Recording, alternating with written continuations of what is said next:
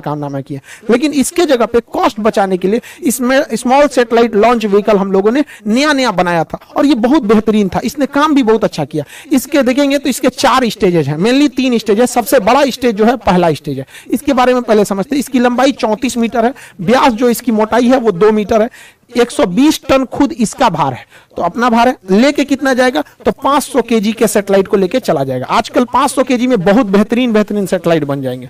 500 KG के satellite को 500 kilometre की ऊंचाई तक ये इजीली लेके जा सकता है। सबसे बड़ी विशेषता इसकी 30 करोड़ रुपए है, महज 30 करोड़। जबकि भारत अपना सैटेलाइट जब यूरोप वालों को देता है ना, तो यूरोप वाले उस सैटेलाइट को छोड़ने का 500 करोड़ रुपया फीस लेते हैं। सोच रहा तुमने 500 करोड़ रुपया तुम फीस ले रहा है, यहाँ हम लोग का 30 करोड़ का रॉकेटवे आ गया यहाँ पर। और ये महज 3 स्टेज का है और एक वेलोसिटी टर्मिनल मॉड्यूल है, यानी टोटल 4 स्टेज का है। सबसे बड़ा स्टेज जो है पहला स्टेज है, पहला स्टेज है सबसे बड़ा। तो ध्यान से समझते हैं इसके बारे में और डिटेल से।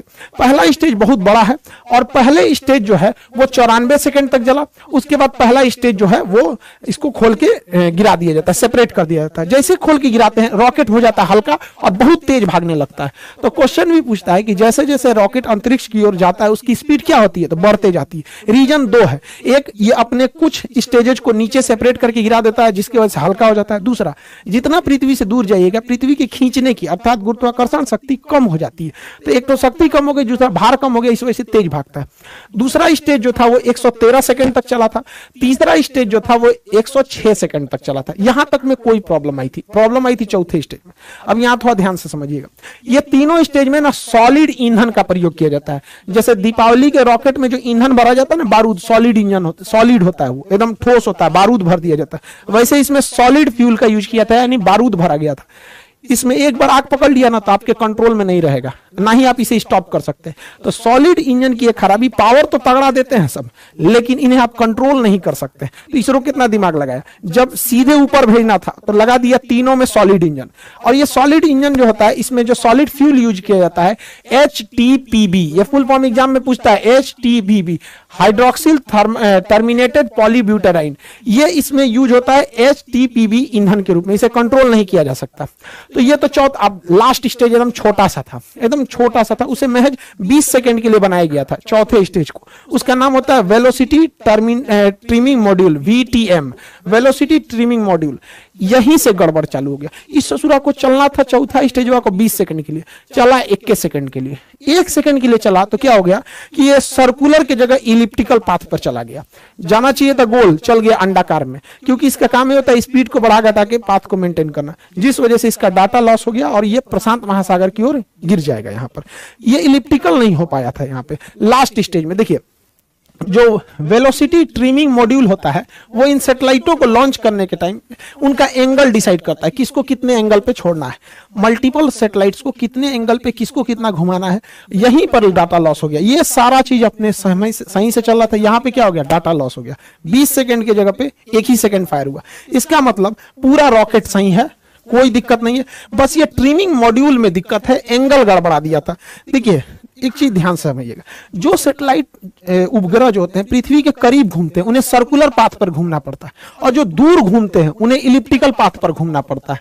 तो गलती से इसे जाना चाहिए था सर्कुलर पे, चल गया इलिप्टिकल पे, जिस वजह से ये क्या हो गया, गड़बड़ हो गया अपने ट्रिमिंग फेज में। इसलिए देखेंगे लास्ट फेज में बस ये 20 सेकंड के लिए यही बच गया था, जिस वजह से ये फेल कर गया था। हालांकि लेकिन कोई बात नहीं, हम लोग अगली बार फिर तैयार करेंगे। पहला लॉन्च जो था वो तो PSLV का भी फेल हो गया था, पहला लॉन्च GSLV का भी फेल हो गया था। सचिन तेंदुलकर भी अपने पहले मैच में कहा कोई अच्छा परफॉर्म कर पाए थे, लेकिन ऐसा तो नहीं है कि आगे नहीं किए थे, बेहतरीन काम किया था इस सैटेलाइट ने, बट लास्ट में थोड़ी सी सेंसर खराबी की वजह से ये गड़बड़ हो गया था ट्रिमिंग के समय में। हालांकि इस रॉकेट ने बहुत ही बेहतरीन ढंग से कार्बन लाइन को पार कर गया था।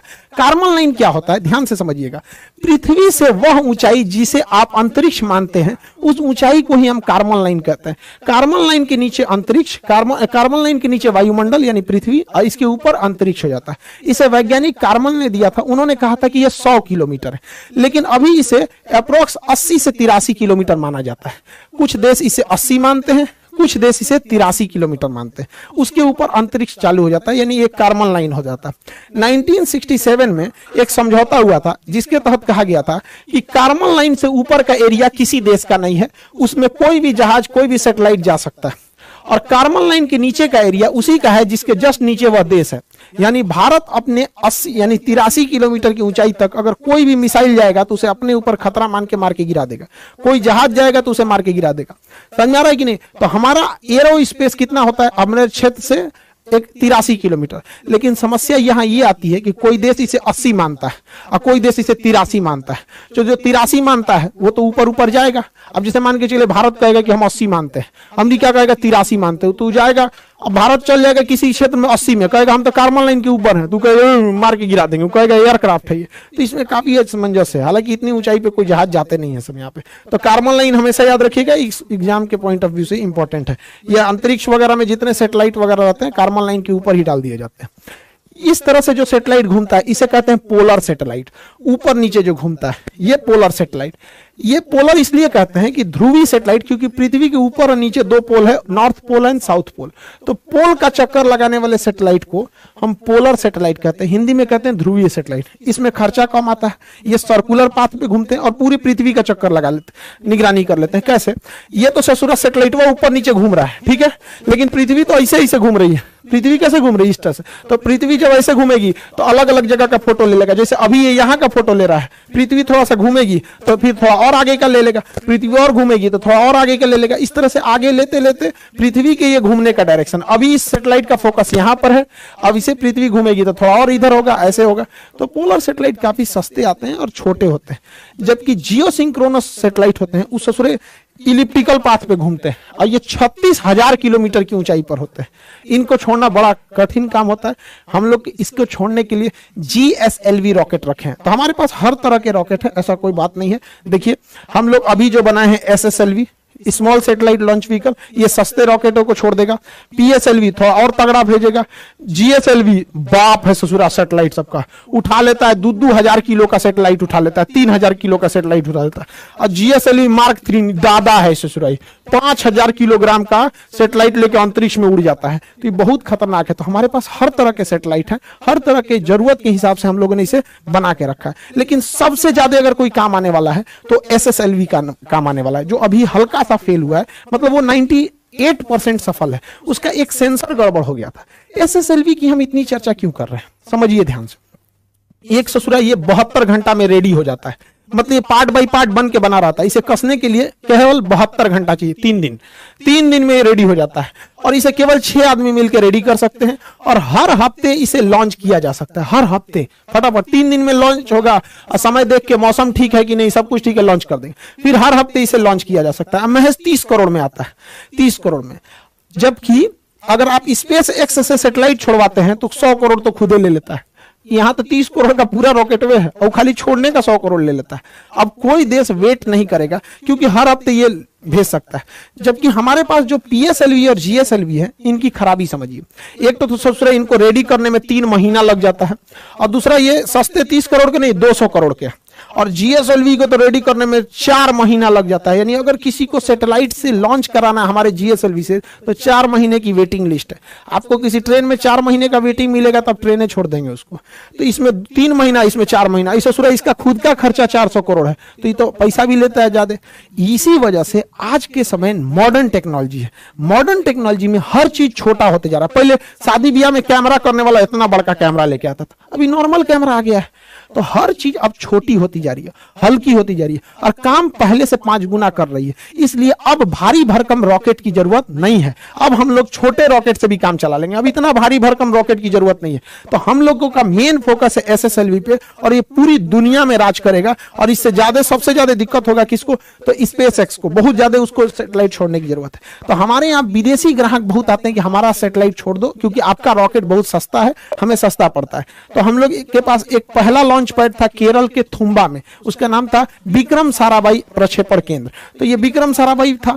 हालांकि हम सबसे ज्यादा यूज करते थे आंध्र प्रदेश में सतीश धवन प्रक्षेपण केंद्र। तो सतीश धवन प्रक्षेपण केंद्र में हम लोगों ने 2 लॉन्च पैड बना रखे थे, 2 लॉन्च पैड बना थे। इसी से जीएसएलवी को भी लाते थे। देखिए ब्लैक कलर का जो होता है वो जीएसएलवी होता है, रेड कलर का जो होता है वो पीएसएलवी होता है। तो इसी में एक में जीएसएलवी बना दिए, एक में पीएसएलवी।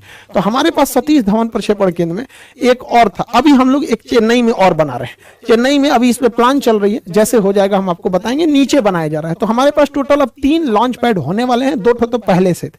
अब ये नीचे वाली की जरूरत क्यों पड़ी, इसको हम लोग अभी समझेंगे। लोग ध्यान से समझिए। पोलर सैटेलाइट जो होते हैं वो ऊपर से नीचे चक्कर लगाते हैं पोल पे, तो इन्हें छोड़ा भी जाता है उसी डायरेक्शन में। हम लोग के लिए समस्या समझिए, हम लोग आंध्र प्रदेश के श्रीहरिकोटा से जब छोड़ते हैं तो बीच में दूसरा श्रीलंका चलाता है, तो बीच में श्रीलंका आ जाता है। इसलिए हमें पहले रॉकेट को ऐसे मनूवर करा के घुमाना पड़ता है और तब जाके इसको छोड़ते हैं हम लोग ऐसे, नहीं तो श्रीलंका के ऊपर गिर जाएगा, दिक्कत हो जाएगा।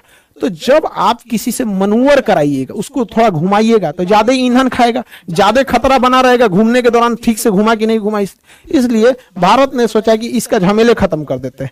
जो हमें जियो स्टेशनरी सैटेलाइट छोड़ना है, जो पृथ्वी का इससे चक्कर लगाते हैं 36,000, उसको तो सीरियल यहीं से छोड़ेंगे, सतीश धवन प्रक्षेपण केंद्र यानी श्रीहरिकोटा से छोड़ेंगे।